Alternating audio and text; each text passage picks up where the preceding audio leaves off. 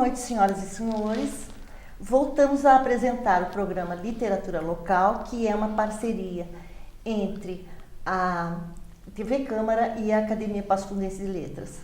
Hoje eu tenho a satisfação de trazer um programa muito interessante e para que esse programa seja interessante, eu convidei o professor doutor Eládio Weschenfelder, o autor do dia, trouxe Adelair Lescano, acadêmico de letras e voluntários do Bando de Letras, e trouxe também Luiz Gustavo Pies, que é do Bandinho de Letras.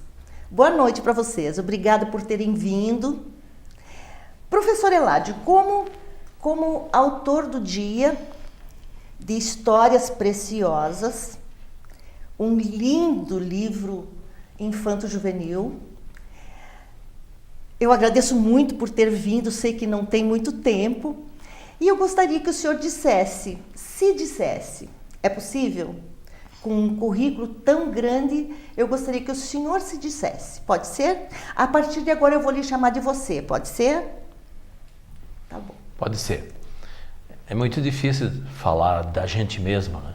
Eu às vezes brinco diante do espelho e me pergunto quem eu sou e me dou conta de que o tempo passa e ele não perdoa, né? Eu diria que eu sou ainda um leitor regular, né? Professor de português e literatura, e que me arrisco a escrever um outro texto ficcional, conto, crônica, algum ensaio, algum monólogo, e assim a gente tenta imitar um pouquinho os deuses que criaram. Os deuses são tantos, né? Por isso tantas religiões. Então a gente tenta imitar um pouquinho esses deuses que criaram o universo real, as criaturas humanas, os animais, os vegetais, enfim. A gente tenta criar um outro mundo que é um mundo ficcional, o mundo da imaginação, o mundo da possibilidade. Pode não ser real, mas poderia ser. Então esse é um jogo muito bonito, um jogo lúdico. Para quem tem uma experiência em leitura, o passo seguinte é a experiência na escrita. Então parece são gêmeos, né? A leitura ela vai com o tempo gerar a necessidade de também imitar os que a gente leu com tanta afeição, admiração, e imitar e recriar esse outro universo, que é o universo da literatura, o universo ficcional. Você é um grande machadiano, né? Sim. Isso é paixão, né? Eu custei a entender toda a ficcionalidade do Machado de Assis, quer dizer, a obra dele, no senso comum, a maioria das pessoas acham Sueli Machado de Assis muito difícil. Eu diria que não, se começar a leitura a partir dos contos, a partir de algumas crônicas. Então me parece que ele ensaiou primeiro nas crônicas, na crítica e nos contos, para depois então dar um passo maior, que seria na área do romance, da novela em si. E ele continua, apesar do tempo que já passou, né, de ter nascido no século retrasado e falecido no início do século XX, ele ainda nos parece um escritor referencial, a gente diria um escritor canônico, isso é, o escritor de referência, em que a gente volta a ler, porque ele sempre tem um significado a mais no texto. E voltando a ler, a gente reconhece a fonte machadiana como a grande base da literatura brasileira. Uhum. Eu diria até que Machado de Assis refunda a literatura brasileira.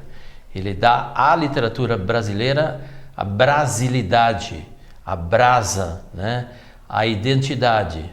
E talvez por isso Brás Cubas, Brasa Cuba, brasileiro. Então, e aí surge na literatura dele personagens que representam essa multiplicidade de caráter, do caráter nacional. Ele até escreveu um ensaio chamado Instinto de Nacionalidade. Ele dizia assim que a literatura brasileira tem que a todo dia proclamar o 7 de setembro. E que isso não se faria num dia só. E que muitas gerações teriam que trabalhar para dar à literatura brasileira uma credibilidade. Hoje a gente já pensa, o senso comum, a academia, os leitores, enfim, já reconhecem no negro Machado, no epiléptico Machado, no autodidata Machado de Assis, o maior escritor de todos os tempos na literatura nacional. Ele é o cara. E isso de considerar uma leitura muito difícil, eu acho que é subestimar a inteligência, não é? As pessoas, as crianças, os adolescentes, eles têm que entrar em contato com a leitura culta, né? Com a literatura culta, para desenvolver o gosto e para ampliar a linguagem. Acho que é subestimar mesmo, sabe?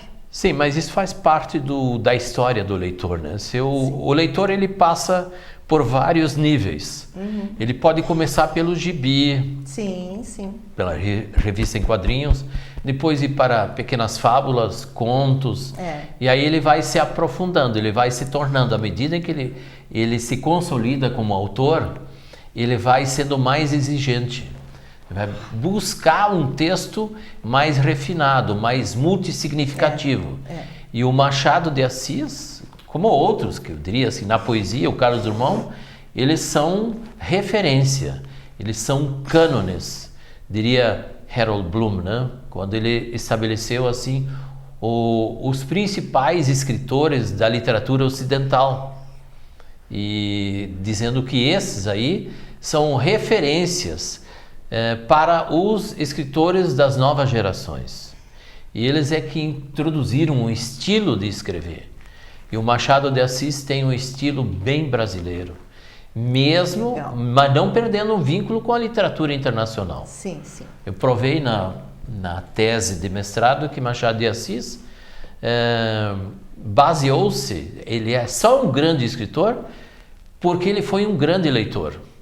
E não foi um grande leitor só da literatura nacional, da literatura que o antecedeu, mas da literatura ocidental. Uhum. Desde a Bíblia, passando por Shakespeare, Xavier de Mestre e assim por diante.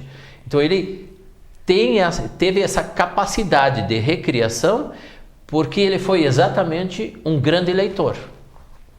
Muito bem. Então, quero apresentar para vocês Adelair Lescano, que é acadêmico de letras e voluntário do Bando de Letras. Que bom que você está aqui. Me diz o que é o Bando de Letras. Boa noite, obrigado pelo convite. O Bando de Letras é um projeto de extensão da UPF, que ele já tem há mais de 20 anos. Então, o Bando surgiu com uma inquietação dos alunos referente às aulas um pouco enfadonhas. Então eles queriam arte nas aulas, queriam poesia nas aulas, e a partir disso eles se descobriram como propagadores dessa poesia para que as outras pessoas se sensibilizassem com a poesia e assim criassem esse viés sensível, essa escuta sensível para com a poesia, com todos os meios de arte, enfim, que não envolve somente a arte escrita, mas como a arte falada.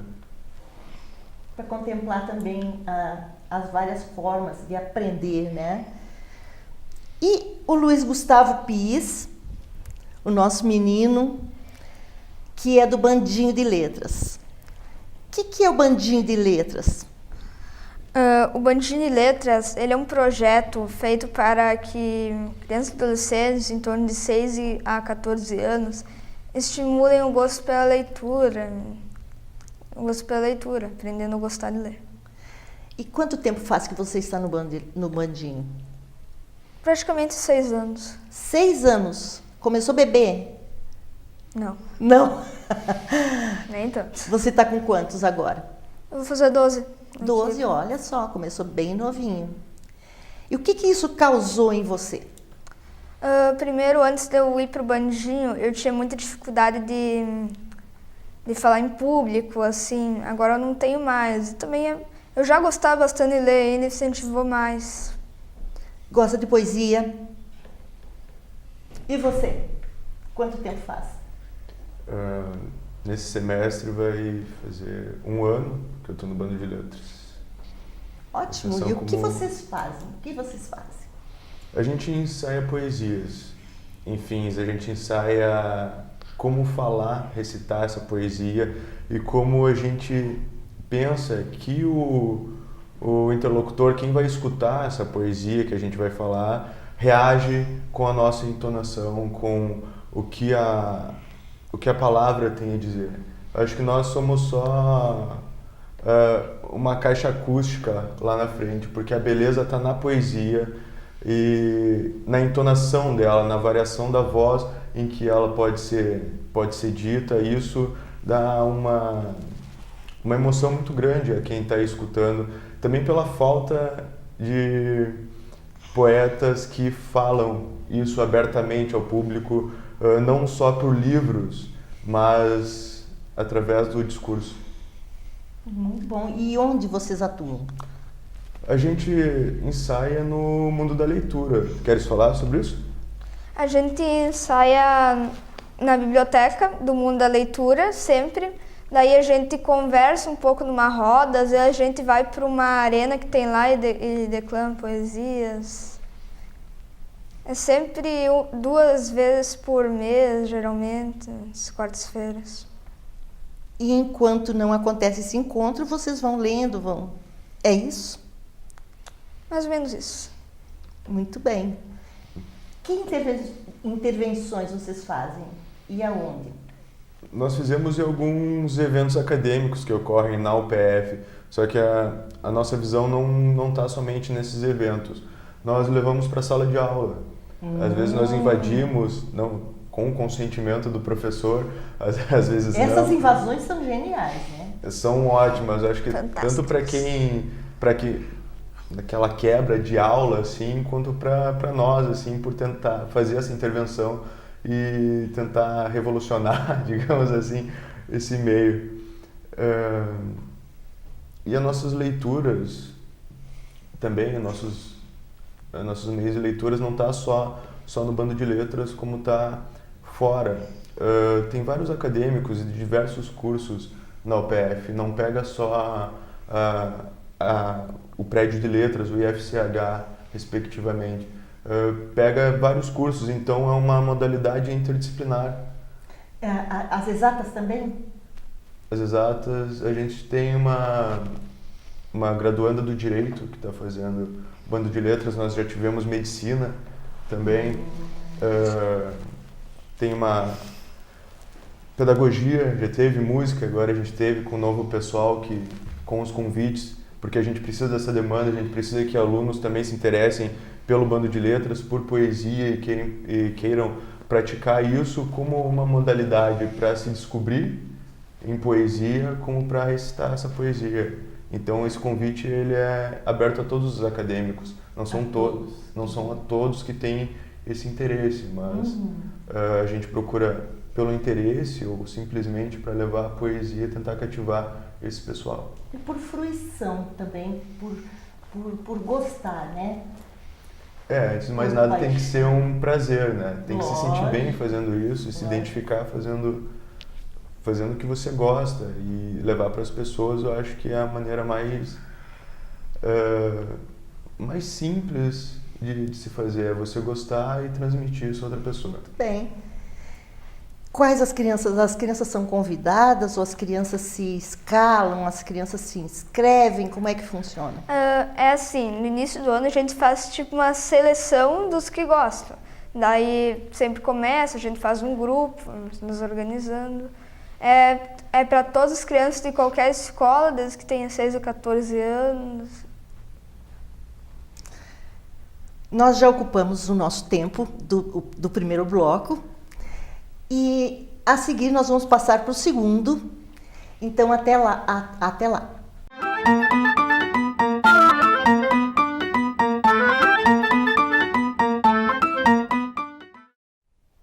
Olá! Retornamos então ao nosso programa, agora dando um enfoque especial para o livro do Dr. Eládio, Histórias Preciosas. De onde que apareceu esse livro? Pois o livro é sempre o produto de uma ideia. Pode ser também produto de uma encomenda. Foi o caso desse livro. A Prefeitura de Soledade procurou e pediu que eu escrevesse um livro com 10 histórias e que tivesse aquele brilho das pedras preciosas de Soledade, já que ela é capital das pedras preciosas. Então eu dei o título Histórias Preciosas. E são histórias de vários gêneros. Sim. E tanto que temos ali... Mandato de despejo aos mandarins do mundo. Fora tu, reles snob plebeu, e fora tu, imperialista das sucatas, charlatão da sinceridade e tu da juba socialista. E tu ou qualquer outro, ultimatam a todos eles, e a todos que sejam como eles. Todos.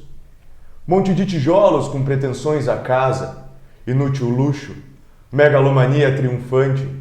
E tu, Brasil, blague de Pedro Álvares Cabral que nem te queria descobrir. Ultimatum a vós que confundis o humano com o popular, que confundis tudo. Vós anarquistas, deveras sinceros, socialistas a invocar sua qualidade de trabalhadores, para quererem deixar de trabalhar. Sim, todos vós que representais o mundo, homens altos, passai por debaixo do meu desprezo. Passai aristocratas de tanga de ouro, passai frouxos, passai radicais do pouco. Quem acredita neles? Mandem tudo isso para casa, descascar batatas simbólicas. Fechem-me tudo isso à chave e deitem a chave fora. Sufoco de ter somente isso à minha volta. Deixem-me respirar. Abram as janelas. Abram mais janelas do que todas as janelas que há no mundo. Nenhuma ideia grande. Nenhuma corrente política que soe a uma ideia grão. E o mundo quer a inteligência nova, a sensibilidade nova. O mundo tem sede de que se crie, porque o que aí está a apodrecer a vida, quanto muito é estrume para o futuro. O que aí está não pode durar, porque não é nada. Eu da raça dos navegadores afirmo que não pode durar. Eu da raça dos descobridores desprezo o que seja menos que descobrir um novo mundo. Proclamo isso bem alto, braços erguidos, fitando o Atlântico e saudando abstratamente esse poema de Álvaro de Campos, heterônimo de Fernando Pessoa, escrito em 1917. Eu estava aqui explicando a origem, a criação do meu livro e vem esse pessoal do bando me perturbar. Essa é a essência do bando de letras. A ousadia. A ousadia. Preguiça não lava o umbigo, e se lava, não enxuga. Preguiça não cozinha feijão, e se cozinha, pede que os outros comam por ela. Preguiça não faz caminhadas, e se faz, é carregada. Preguiça não compra livros, e se compra, quer que o livro já venha lido. Preguiça sonha com um acabe, mas macias para se recostar, e com um balde de sorvete de creme para ela se regalar. Poema Preguiça, Luiz Elizabeth Bocheco. Muito bom, ousadíssimos vocês. Muito obrigada, muito obrigada. Voltamos ao nosso livro. Vamos tirar pedra no meio do caminho. Isso. Nunca pude esquecer tamanho acontecimento das minhas retinas tão fatigadas. Nunca pude esquecer que no meio do caminho tinha uma pedra no meio do caminho. E nunca pude esquecer do convite que eu recebi para produzir um livro diferente para a rede municipal de ensino de Soledade. Como eu tinha no baú vários gêneros e textos, eu tive que, infelizmente, sacrificar centenas deles e ficar só com 10, tendo cuidando para que esse livro tivesse livros que falassem um pouquinho sobre algumas lendas de Soledade, algumas histórias de Soledade e a região, tendo como guia o rio Jacuí, não o Capibaribe, do João Cabral de Melo Neto, e tendo também as suas lendas, né? Coloquei também alguns contos, algumas fábulas, para que as crianças que têm acesso, ou tenham futuramente acesso ao livro, tenham assim uma experiência de vários gêneros literários. Sim. E a reação está sendo muito positiva. Os leitores é que estão dizendo que esse é um livro que vale a pena ler, tanto que ele já vai para a segunda edição. Olha! Já se foram lá mais de 1000. Eu só tirei 1000 livros, né? E já se foram. A Prefeitura Municipal de Passo Fundo também acabou de adotar o livro. Esses livros serão distribuídos no conjunto das escolas municipais, para que as escolas, os estudantes, juntamente com a comunidade, leiam os livros e, num segundo passo, tenham contato com o escritor. Eu estou na espera. Muito bem. Eu achei o seu livro muito respeitoso, porque é uma linguagem infanto-juvenil, mas ela é uma linguagem culta, tanto para criança quanto para jovens, não é? É uma linguagem muito bonita de se ler. É muito respeitoso. Às vezes a gente vê assim, subestimando a inteligência das crianças, né? Que bom, Sueli. A gente teve um cuidado também para que um livro não fosse maçante, né? Isso. As crianças, hoje em dia, em função da velocidade das coisas, as pessoas querem textos rápidos, de uma sentada, né? Então, os textos não tem mais do que, cada história não tem mais do que 2 páginas. Isso. E se teve também um cuidado para dar o caráter ilustrativo, cuidado... As ilustrações são belíssimas. Quem fez? Foi uma moça de 22 anos, da cidade de Soledade, chamada Kátia Garcia. Ela não tem ensino superior, é autodidata, e ela não utilizou nenhum pincel, nada de tinta, apenas usou a tecnologia da informática. E ela fez isso muito bem feito. As crianças, num primeiro momento, elas fazem a leitura da imagem, e num segundo momento, elas fazem a leitura do texto em si. Então é uma verdadeira viagem, tanto é que tem a viagem a outros planetas e o seu devido retorno à Terra, e uma viagem também à fantasia, ao tempo e ao mundo da vaidade. Eu elenquei muita coisa aqui, de coisas que me chamaram a atenção, né? Fiz um elenco enorme, porque o livro é muito significativo, né? Por exemplo, quando você escreve sobre a menina e o menino, né? São 3 aspectos de cada um, né? Você traça perfis psicológicos de adolescentes com perfeição, né?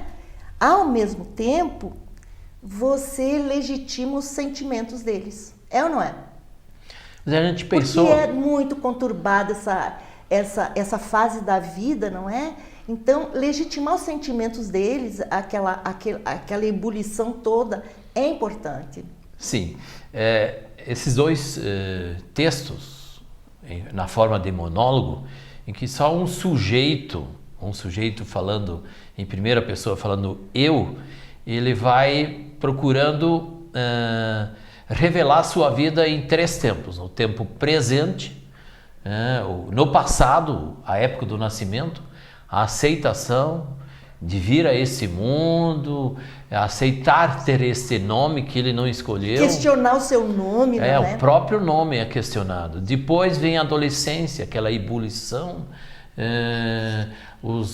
os hormônios perturbando, questionando todo mundo, e também se dá um passo em direção ao futuro. Esse que ainda é muito desconhecido. Na verdade, a gente percebeu assim que o mundo presente é muito importante, viver-se intensamente o tempo presente.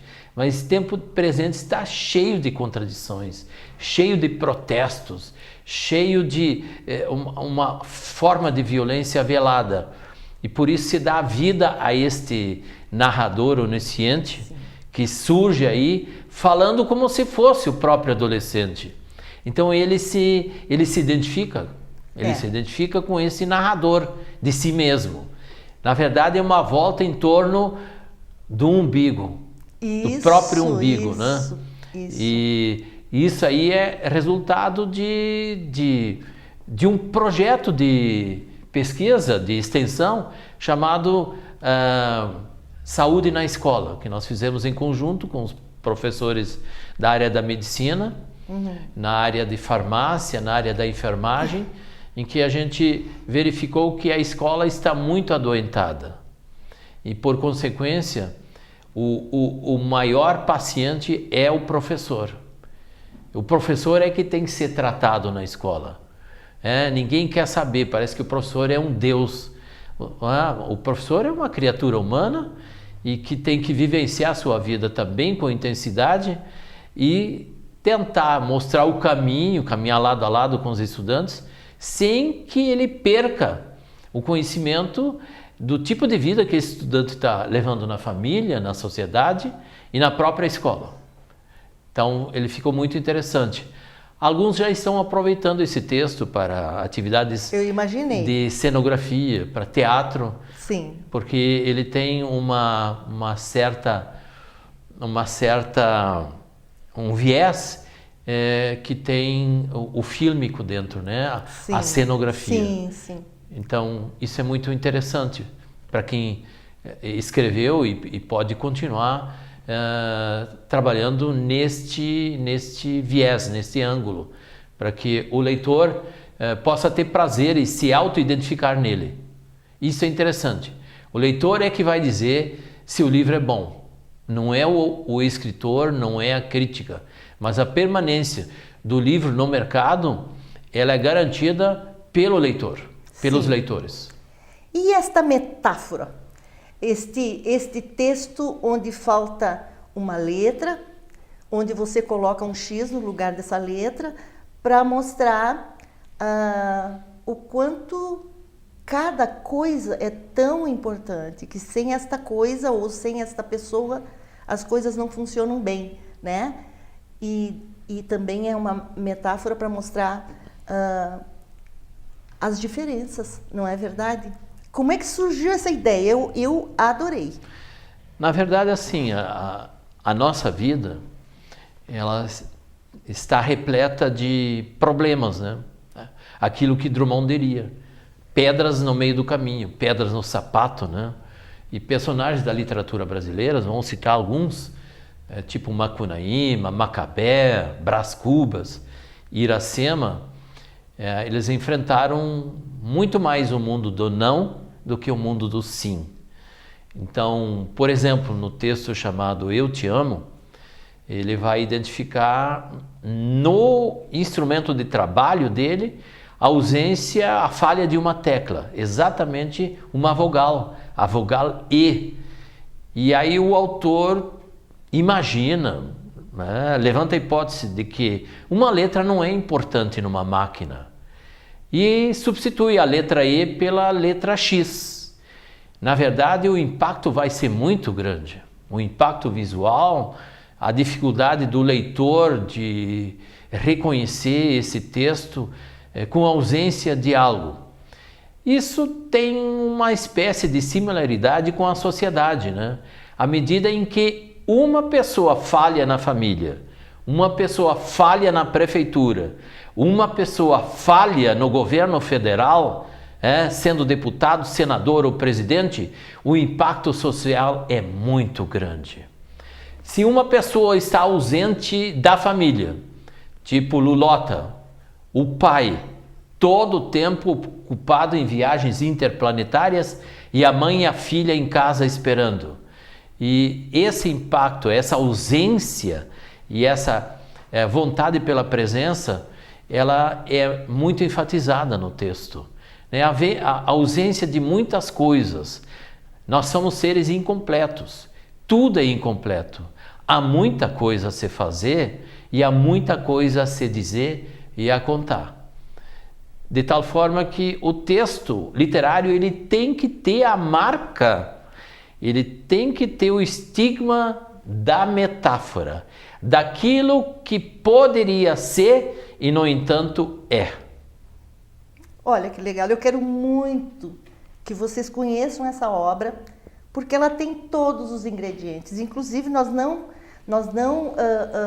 entramos no terror, né? Que aqui tem terror também. Medos. Medos, sustos, isso, né? Sustos, isso. E a criança, ela quer fazer um teste do seu mundo, que é o mundo da coragem e do medo. E é necessário que a criança tenha acesso a textos que trabalhem um pouquinho o imaginário. O medo do dentista, o medo da noite, o medo da morte. Ela elabora, né? Através da literatura. Sim, ela vai elaborando. Elabora. À medida em que ela verbaliza, à medida em que ele tem contato com essas histórias, ela vai superando esse medo. Isso é profundamente psicológico. Isso a psicologia sabe tratar muito bem disso. Mas muito bem, professor Eládio, a gente nunca esgota um assunto desses, não é?